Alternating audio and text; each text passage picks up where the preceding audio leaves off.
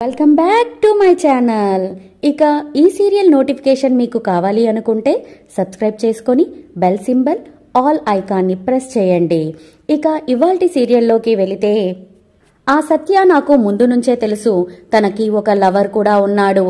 బావతో పెండ్లి అనే నాటకానికి ముందు నుంచే వాళ్ళిద్దరి మధ్య అఫైర్ కూడా నడుస్తుంది. ఆ విషయాలన్నీ దాచిపెట్టి బావని ఈ ఉచ్చులో ఇరికించారు. ఏం జరుగుతుందో తెలియకుండానే బావ కూడా ఆ ఊబిలోకి దిగిపోయాడు అని పున్నమి అనగానే, నువ్వు చెప్పేవన్నీ నిజాలే కావచ్చు, కానీ ఆ నిజాలు నమ్మడానికి సాక్ష్యాలెక్కడా అని భానుమతమ్మ అడుగుతుంది. ఆ సాక్ష్యాలను మీకు చూపించడానికి నాకు కొన్ని రోజులు గడువివ్వండి అమ్మమ్మ గారు. బావని నిర్దోషిగా నేను నిరూపిస్తాను. మన కుటుంబం పరువు పోకుండా, మన కుటుంబంపై నిందపడకుండా నేను చూసుకుంటాను అని పున్నమి రిక్వెస్ట్ చేస్తూ ఉంటే, అవును నానమ్మ, అందరం అన్నయ్య తప్పు చేశారు అంటే వెంటనే నమ్మేశాం, కానీ అన్నయ్య ఏ తప్పు చేయలేదు అని పున్నమి అంటూ ఉంటే మనమందరం ఎందుకు నమ్మడం లేదు అని పృథ్వీ అడుగుతాడు. నానమ్మ గారు, తెలిసి నేను ఏ తప్పు చేయలేదు, నా భార్య మీద నేను ఒట్టేసి చెప్తున్నాను అని ప్రకాష్ ఏడుస్తూ చెప్తూ ఉంటే, సరే ఆ అమ్మాయితో నీకు ఏ సంబంధం లేదు అంటున్నావు, తనకి ఆల్రెడీ ఇంకెవరితోనో అక్రమ సంబంధం ఉంది అని అంటున్నారు, కాబట్టి అది నిరూపించుకోవడానికి నేను మీకు ఒక్క అవకాశం ఇస్తున్నాను. కానీ అవకాశం ఇచ్చాను కదా అని నన్ను మళ్లీ మోసం చేయాలని చూశారో మిమ్మల్ని కూడా నేను క్షమించను అని పున్నమికి పృథ్వీకి వార్నింగ్ ఇస్తుంది భానుమతమ్మ. చాలు అమ్మమ్మ గారు, మాకు ఒక్క అవకాశం ఇచ్చారు, నిజమేంటో నేను త్వరలోనే నిరూపిస్తాను అని పున్నమి అనగానే, నిజమేంటో తను నిరూపించేంత వరకు వాడిని ఎవ్వరూ కూడా నిందించకండి అని చెప్పేసి భానుమతమ్మ వెళ్లిపోతుంది. నెక్స్ట్ సీన్లో నైట్ టైంలో కళావతి, శృతి భానుమతమ్మ గదికి వస్తారు. అమ్మా, నీకు గంటకి నీకు కండ్లల్లో మందు వేయాలంట, ఆ ఐ డ్రాప్స్ వేయకపోతే నీ కండ్లు పోయే ప్రమాదం ఉందంట అని కళావతి అనగానే, ఒక్కరోజంటే ఎలాగో అలాగా మేలుకుండి వేస్తామమ్మమ్మ, కానీ ప్రతిరోజు వేయాలంటే ఎలా అవుతుంది, ఎవరు వేస్తారు అని శృతి డౌట్గా అంటూ ఉంటే, వెనకాల నుంచి వస్తున్న పున్నమి, మనకి ఎవరి మీదైనా ప్రేమ ఉంది అంటే గంటకి కాదు, నిమిషానికైనా సరే మనం ఐ డ్రాప్స్ వేయొచ్చు, మనం మన ప్రేమని ఆ విధంగా వ్యక్తపరచొచ్చు అని అంటుంది. మాటలు చెప్పడం చాలా తేలికే, కానీ గంటలు లేచి నిలబడి గంటలు మేలుకొనితో ఉండి మనం సర్వీస్ చేయడం అనేది చాలా కష్టం అని శృతి అంటుంది. మనం చిన్నగా ఉన్నప్పుడు మనకి పాలిచ్చి అలిసిపోయి అమ్మ పడుకొని ఉంటే మనని ఊరగించేది, బుజ్జగించేది మన అమ్మమ్మలు, నానమ్మలే. అసలు కంటే కొసరు ముద్దని, కూతురు బిడ్డల్ని ఎక్కువగా ప్రేమించేది అమ్మమ్మలే. అలాంటి అమ్మమ్మకి కష్టం వచ్చినప్పుడు మన్వరాలు కాకపోతే ఇంకెవ్వరు సేవలు చేస్తారు?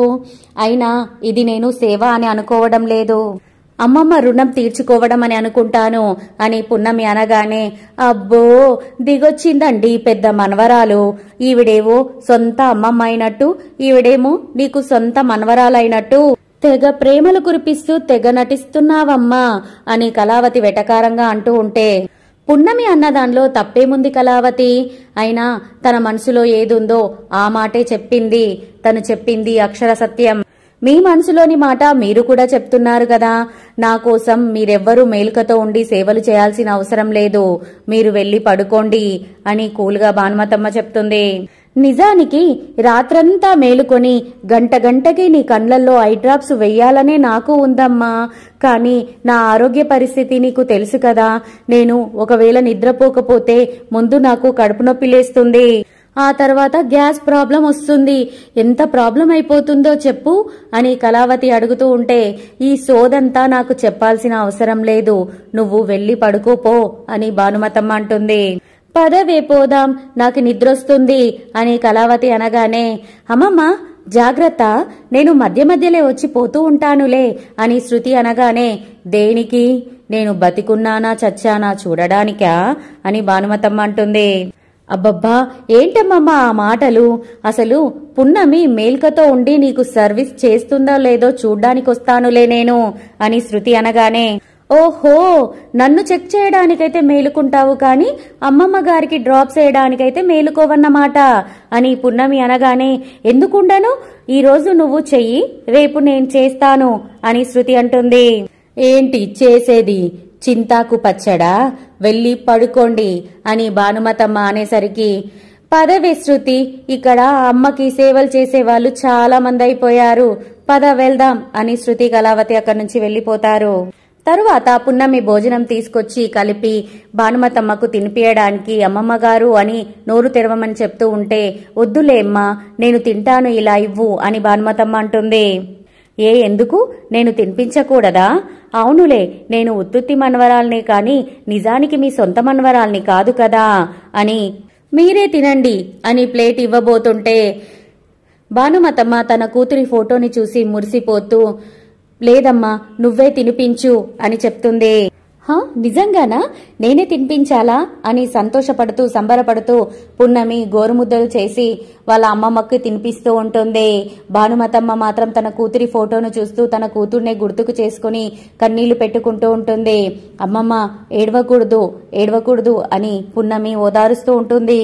ఇంతలోనే సావిత్రి అక్కడికొచ్చి, అయ్యయ్యో, నేను తినిపించేదాన్ని కదమ్మా, నీకెందుకు ఇంత శ్రమ అని అడగగానే, అమ్మమ్మ గారికి తినిపించడం శ్రమ ఎలా అవుతుందత్తమ్మా అని పున్నమి అంటుంది. అది కూడా నిజమే అనుకో. సరేలేమ్మా, నువ్వు అత్తయ్య గారికి తినిపించిన తర్వాత నువ్వెళ్ళి నీ రూంలో పడుకో, నేను రాత్రి మొత్తం మేల్కతో ఉండి అత్తయ్య గారికి ఐ డ్రాప్స్ వేస్తాను అని సావిత్రి అనగానే, పగలంతా ఇంటి పని చేసి అలసిపోయారు కదా అత్తయ్య, ఇక రాత్రి మొత్తం మేలుకతో ఉంటే మీకు అసలు కుదరదేమో, అందుకే ఈరోజు నేనే ఉంటాను, ఐ డ్రాప్స్ కూడా నేనే వేస్తాను అని పున్నమి అనగానే, అది కాదమ్మా అని సావిత్రి అనబోతుంటే, అత్తయ్య ప్లీజ్, నైట్ అంతా అమ్మమ్మ గారితో గడిపే అవకాశం నాకు దొరికింది, దాన్ని మీరు కాదనకండి ప్లీజ్ అని రిక్వెస్ట్ చేస్తోంది. నాతో గడపడం అంటే నీకు అంతిష్టమా అని ఆనందపడుతూ భానుమతమ్మ అడుగుతూ ఉంటే, అమ్మమ్మతో గడపడం అంటే ఏ మనవరాలికి ఇష్టముండదు చెప్పండి. చిన్నప్పుడు ఎలాగో మా అమ్మమ్మ పక్కన పడుకొని ఆ ఆనందాన్ని పొందలేకపోయాను, కనీసం ఈ వయసులోనైనా మీ దగ్గర ఉండి ఆ తృప్తిని పొందగలుగుతున్నానన్న ఆనందం నాకు చాలు అని పున్నమి అనగానే, మీ అమ్మమ్మ ఎక్కడుందో నాకు తెలియదు కానీ నీలాంటి మనవరాలకు దూరమైనందుకు మాత్రం తను చాలా దురదృష్టవంతురాలు. నీలాంటి మనవరాలికి అమ్మమ్మని కాలేకపోయినందుకు నేను కూడా దురదృష్టవంతురాలినే అని భానుమతమ్మ ఫీల్ అవుతూ చెప్తూ ఉండగానే పృథ్వీ కూడా లోపలికి వచ్చి ఈ మాటల్ని విని చాలా సంతోషపడుతూ ఉంటాడు. ఇది చూడ్డానికే కదా మేము ఇన్నాళ్ళు ఎదురు చూసింది, మొత్తానికి అమ్మమ్మ మనవరాలు కలిసిపోయారన్నమాట అని సావిత్రి అనగానే, కలిసిపోవడానికి మేము విడిపోతేనే కదా అత్తయ్య అని పున్నమి అంటుంది. సరేలే అయితే నువ్వు వెళ్ళి పడుకో అని సావిత్రి అనగానే, అమ్మమ్మ గారు మీరైనా చెప్పండి, ఈరోజు మీతో పాటు నేనే ఉంటాను చెప్పండి అని పున్నమి అడుగుతూ ఉంటే పృథ్వీ ఆనందంతో అక్కడి నుంచి వెళ్ళిపోతాడు. సావిత్రి, పున్నమి ఈరోజు ఇక్కడే ఉండాలని తను ఫిక్స్ అయిపోయింది, ఎవరు చెప్పినా వినదు, నువ్వు వెళ్ళి పడుకోలే, పున్నమి ఈరోజు ఇక్కడ ఉంటుంది అని భానుమతమ్మ అనగానే, అమ్మమ్మ మనవరాలు ఒకటి అయిన తర్వాత నేను మాత్రం చేసేదేముంది, సరే నేను వెళ్ళి పడుకుంటాను, మీరు జాగ్రత్త అని చెప్పేసి సావిత్రి అక్కడి నుంచి వెళ్ళిపోతుంది. ఇక పున్నమి అమ్మమ్మతో పాటు ఉండి రాత్రంతా మెలకువగా ఉండి గంటకి ఐ డ్రాప్స్ వేస్తూ మధ్య మధ్యలో నిద్ర వస్తే ఆపుకుంటూ అటు ఇటు తిరుగుతూ కిందనే ఒక టేబుల్కి ఆనుకొని కూర్చొని అలాగే కూర్చొని కొద్దిసేపు కునుకిపాట్లు తీస్తూ ఉంటుంది. కాసేపటి తర్వాత శివదేవయ్య భానుమతమ్మ గది ముందల నుంచి వెళ్తూ పున్నమి కనపడపోయేసరికి లోపలికి వచ్చి అమ్మా పున్నమి అని అంటాడు. అక్కడ కూర్చొని నిద్రపోతున్న పున్నమిని చూసి లేపుతాడు. ఏంటి పున్నమి, అలసిపోయావా, ఇంకా పడుకోలేదా అని అడిగితే, లేదు అమ్మమ్మకి డ్రాప్స్ వేయాలి కదా నాన్న, అందుకే నేను పడుకోలేదు అని పున్నమి చెప్తుంది. సరే అమ్మా, కాసేపు నన్నుండి చూసుకోమంటావా, నువ్వు కాసేపు పడుకో అని శివదేవయ్య అడిగితే, లేదు నాన్న నేనే చూసుకుంటాను, మీరు వెళ్ళి పడుకోండి అని పున్నమి అంటుంది. ఇదంతా కూడా వాళ్ళు పున్నమి వాళ్ళ అమ్మ ఫోటో ముందు నిలబడే మాట్లాడుతూ ఉంటారు. కానీ ఆ ఫోటోని ఇద్దరూ చూడరు. తర్వాత శివదేవయ్య బయటికి వెళ్లబోయి రిటర్న్ వస్తున్నట్టుగా చూపిస్తారు. ఫోటో చూసేశాడేమో అని మనం అనుకుంటాం, కానీ చూడడు. తను వచ్చి పున్నమి నుదుటి మీద ముద్దు పెట్టేసి తిరిగి వెళ్లిపోతాడు. ఫోటోని మాత్రం చూడడు. చూస్తుండగానే తెల్లవారిపోతుంది. తర్వాత పున్నమి చీపిరి పట్టుకుని ఇల్లంతా ఊడుస్తూ ఉంటే తను నిద్రని కంట్రోల్ చేసుకోలేక హాల్ దగ్గర ఒక సోఫా మీద అలాగే తల పెట్టి నిద్రపోతూ ఉంటుంది. తరువాత భానుమతమ్మ హాల్లోకి వచ్చి అలా చీపురు కట్టతో పడిపోయి పడుకున్న పున్నమిని చూసి, పాపం రాత్రంతా నాకోసం మేలుకతో ఉండి అలిసిపోయి నిద్ర నాపుకోలేక అలాగే పడుకున్నట్టుంది. అని పున్నమి పక్కన ఉన్న చీపురుని తీసుకొని తని హాల్ని ఊడుస్తూ ఉంటుంది. అంతలో అటుగా వెళ్తున్న సావిత్రి అది చూసి, అత్తయ్య గారు మీరు ఊడుస్తున్నారేంటి, ఇటు ఇవ్వండి, ఆ చీపురు కట్టని ఇటు ఇవ్వండి అని అడుగుతూ ఉంటుంది సావిత్రి.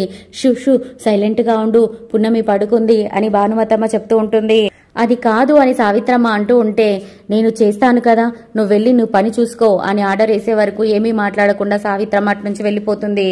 అప్పుడే లేచొచ్చిన కళావతి, శృతి పైనుంచి ఇదంతా చూసి కోపంగా భానుమతమ్మని కొట్టాలి అన్నంత కోపంతో ఉంటారు.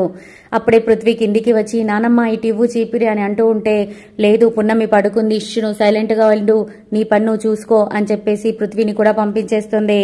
ఇంతలోనే పున్నమికి మెలక వచ్చి చూసేవరికి భానుమతమ్మ ఊడుస్తూ ఉంటుంది. అయ్యో అమ్మమ్మ గారు, ఏంటి ఇదంతా, మీరెందుకు చేస్తున్నారు, నేను చేస్తాను కదా అని పున్నమి అనగానే, ఇప్పుడు ఏమైందమ్మా అంత బాధపడుతున్నావు అని భానుమతమ్మ అనగానే, నేను ఊడుస్తాను కదా అమ్మమ్మ గారు, మీరు వెళ్ళి కూర్చోండి అని పున్నమి అనగానే, కోడలిగా ఈ ఇంట్లో అడుగు పెట్టినప్పటి నుంచి ఈ ఇంటికి పడుతున్న నిందలని, అపఖ్యాతిని అన్నిటినీ నేను ఊడుస్తూనే ఉన్నానమ్మా. మా వాళ్ళు చేస్తున్న తప్పులని, నిందలని నువ్వు చాలా తెలివిగా వాటిని ఊడుస్తూనే ఉన్నావు కదమ్మా. అన్నింటికీ మించి రాత్రంతా నిద్రపోకుండా నాకు సేవ చేస్తూనే ఉన్నావు కదమ్మా అని భానుమతమ్మ అంటూ ఉంటే, పైనుంచి ఇదంతా చూస్తున్న శృతి, కళావతి మాత్రం రగిలిపోతూ ఉంటారు. పున్నమి చాలా హ్యాపీగా ఫీల్ అవుతూ ఉంటుంది. అంతటితో ఇవాల్టి సీరియల్ అయిపోతుంది. నా సీరియల్ కనుక మీకు నచ్చినట్టయితే please subscribe my channel, give one like. Thank you so much friends. Bye bye.